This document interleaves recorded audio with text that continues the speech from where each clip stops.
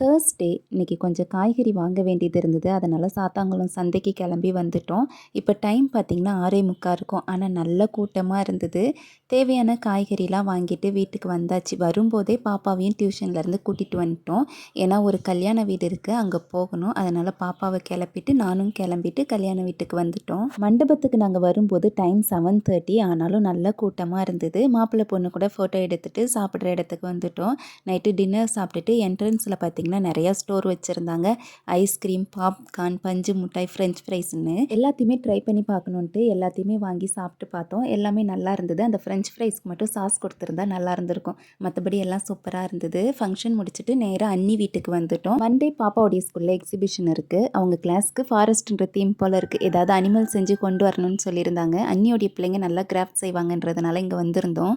அவங்க எல்லாருமா சேர்ந்து எலிஃபென்ட் செஞ்சுருக்காங்க. எப்படி இருக்குன்ட்டு கமெண்ட்டில் சொல்லுங்கள்.